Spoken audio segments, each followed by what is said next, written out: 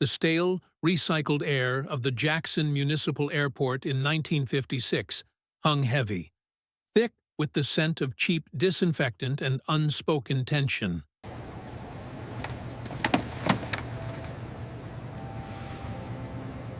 Get out from here. Elijah Vance, a man whose 50-odd years had etched lines of weariness and quiet strength into his dark face, shifted on the plush sofa. It was an indulgence, this comfort, a sliver of respite he hadn't known in days of travel. Bus seats that bruised, train compartments that rattled his bones, all leading him towards a connecting flight, a rare and expensive passage to a distant hope. He had simply needed to sit. His legs ached, his back protested, and his heart felt like a shriveled knot of fatigue and anxiety. He hadn't noticed the subtle demarcation, the invisible line in the large waiting room that separated the polished comfort from the utilitarian rows of hard-backed chairs designated colored waiting area. He had seen an empty sofa, soft and inviting, and, for a fleeting moment, allowed himself the luxury of simply being. The voice, when it came, was sharp, high-pitched, and laced with an icy disdain that could flay skin. "You can't sit here, nigger." Elijah's eyes, clouded by exhaustion, slowly focused on the speaker. She was a girl, no older than 16, with a cascade of blonde curls and eyes as blue and cold as a winter sky. Her face was a mask of pristine outrage, her lips curled in a sneer that seemed practiced, inherited.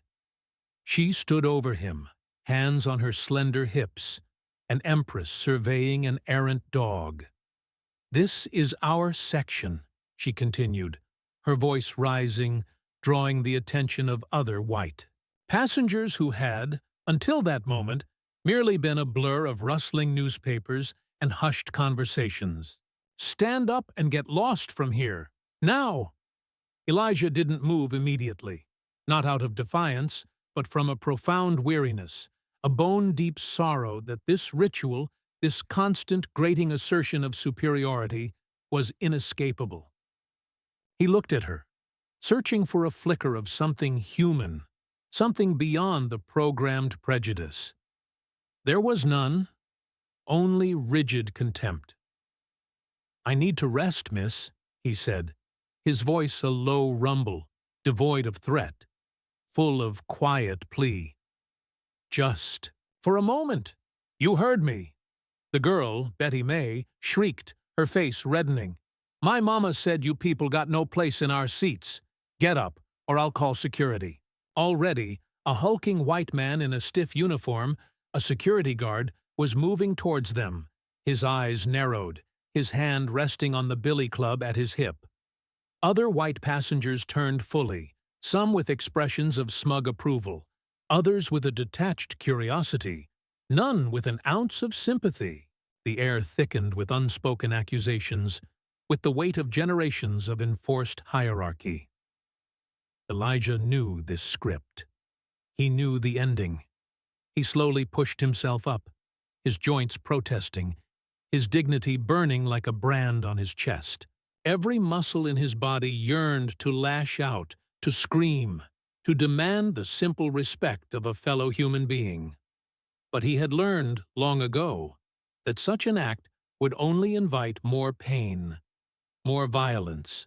"He's moving, miss," the security guard drawled, his voice thick with condescension, not bothering to address Elijah directly. "No need to cause a fuss, little lady." He gave Elijah a hard stare, a silent warning. "You know where you belong, old man." Elijah didn't reply. He simply turned, his back ramrod straight, and walked towards the designated colored waiting area. He felt the eyes on his back, the collective judgment, the quiet triumph of the white girl and her silent allies. He heard Betty May's triumphant huff, a sound of self-righteous victory echoing in his ears. He found a hard wooden bench in the crowded, stuffy, colored section. The air here was thicker, not with tension, but with the quiet hum of shared experience. Faces, like his, bore the indelible marks of hardship, but also a resilience that shone in their eyes. He sank onto the bench, the incident a fresh wound, but one that instantly triggered a flood of memories, a lifetime of such cuts, each one a testament to the systematic cruelty designed to keep him, and all people like him, in their place. He closed his eyes, and the airport faded, replaced by the sun-baked fields of his youth. The land and the lie. A boy's first lesson. Elijah was just a boy, small for his 10 years, when he truly understood the meaning of place. His father, Abahakidai, man of quiet strength and calloused hands, labored in the fields from sunup to sundown, sharecropping for Mr. Silas Thorne. The cotton, when it bloomed, was an ocean of white promise, but for Elijah's family, it meant perpetual debt.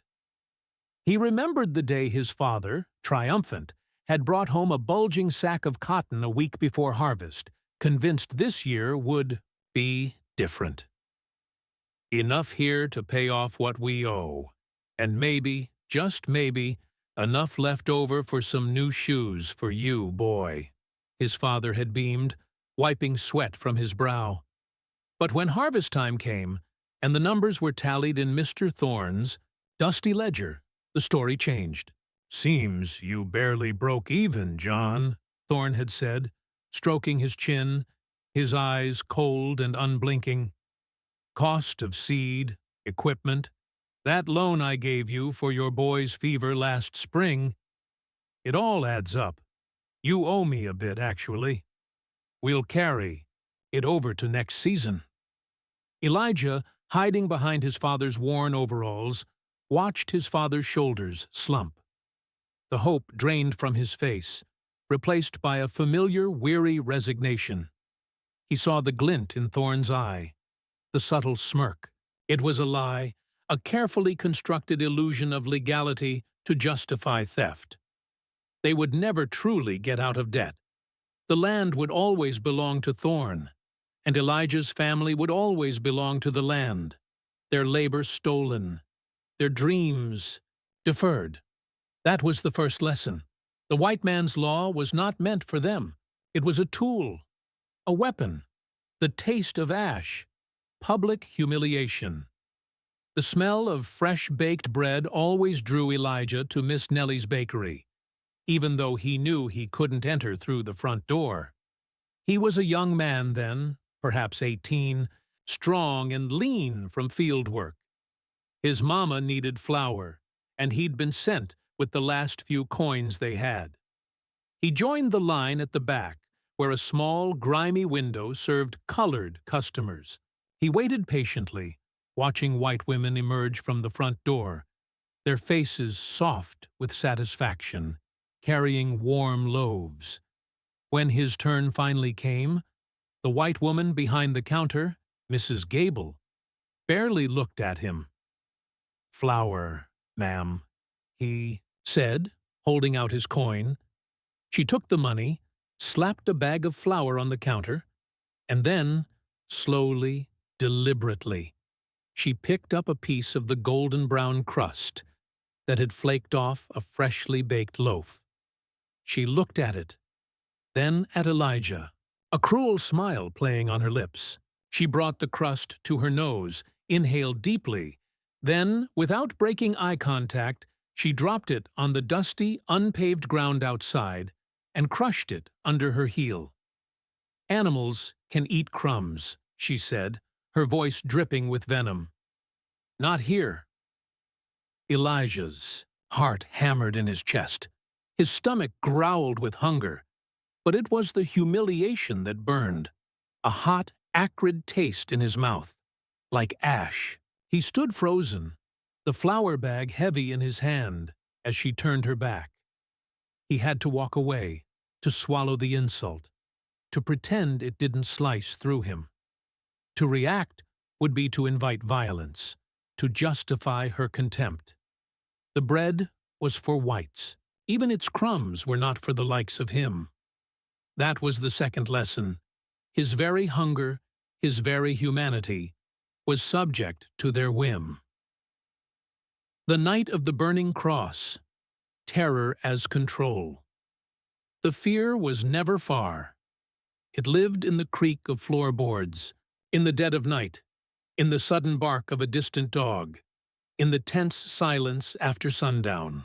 Elijah was a married man, his wife Sarah by his side, their first child, Thomas, still a babe in arms, when the terror truly descended. It was a hot summer night.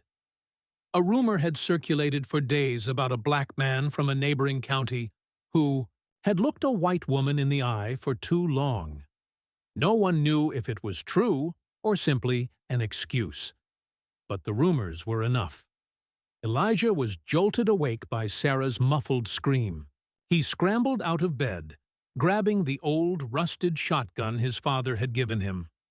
Outside, a monstrous, fiery cross blazed on the hill overlooking their small cabin. White hooded figures, like specters from a nightmare, danced around it, their forms distorted by the flickering flames. The air vibrated with their guttural shouts, their hateful epithets. He clutched Sarah and Thomas to him, pressing them against the floorboards, trying to shield them from the sight, from the sound, from the chilling understanding of what this meant. He knew the stories. Men dragged from their homes, beaten, lynched, their bodies left as gruesome warnings. Women brutalized, homes burned. They stayed huddled on the floor until the first rays of dawn painted the sky, long after the clansmen had vanished like shadows. The charred remains of the cross on the hill and the pervasive smell of smoke were the only evidence of the night's terror. But the fear, the primal, gut-wrenching dread, burrowed deep into Elijah's soul. It was a constant reminder that their lives, their very existence, were precarious, hanging by the thread of white tolerance, easily severed by a single perceived transgression. That was the third lesson. Their lives were expendable, their safety an illusion. The cry of injustice. A son lost, the gravest wound, the deepest cut, came with the loss of his son, Thomas. Thomas, a bright boy with a thirst for knowledge and a spirit too restless for the fields, had found work in a small town 20 miles away, hoping to save enough to attend college. He was 22, full of ideas and dreams.